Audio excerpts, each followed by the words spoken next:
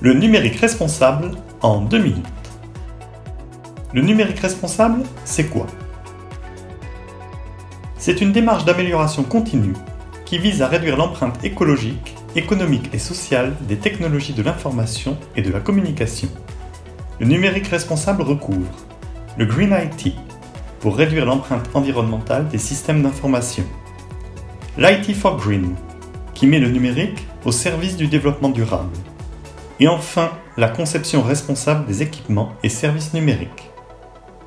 L'ensemble des acteurs de la chaîne de production et d'utilisation des outils et services numériques est concerné. Le numérique responsable, pourquoi?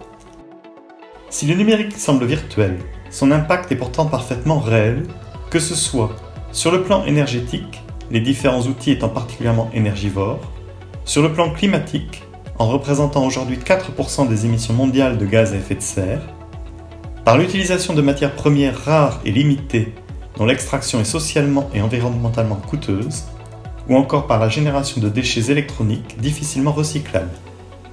Le numérique responsable s'impose donc comme une réponse aux défis de l'Anthropocène. C'est aussi un moyen de faire des économies. De nombreuses études ont démontré le lien entre performance économique et démarche de responsabilité sociale et environnementale. Enfin, c'est potentiellement un outil fédérateur, levier d'innovation et d'engagement pour les organisations. Le numérique responsable, comment? En France, depuis 2020, le numérique responsable est inscrit dans la stratégie de transition écologique pilotée par l'État. La loi du 15 novembre 2021 visant à réduire l'empreinte environnementale du numérique oblige les communes et groupements de plus de 50 000 habitants à se doter d'une stratégie numérique responsable à compter du 1er janvier 2025. Celle-ci doit être élaborée en lien avec les acteurs publics et privés intéressés, intégrer un bilan de l'impact environnemental du numérique sur le territoire concerné, se décliner en objectifs et mesures, détailler les moyens associés pour les atteindre.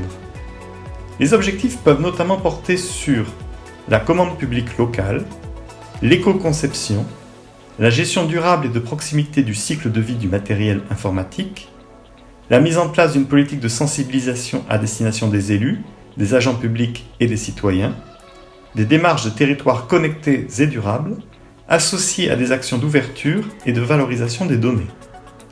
Le numérique responsable a donc vocation à intégrer le pilotage stratégique des collectivités locales, la signature de la charte du numérique responsable et l'engagement dans une démarche de labellisation peuvent servir de levier. Conclusion. Le numérique responsable constitue donc un nouvel outil au service de la création de valeur publique dans les collectivités. Une démarche numérique responsable ne réglera certainement pas l'ensemble du problème écologique, mais elle en limitera au moins les effets. Malgré ces premiers éléments, plusieurs questions restent à approfondir. Le numérique responsable peut-il seul remédier aux problématiques d'accès aux ressources?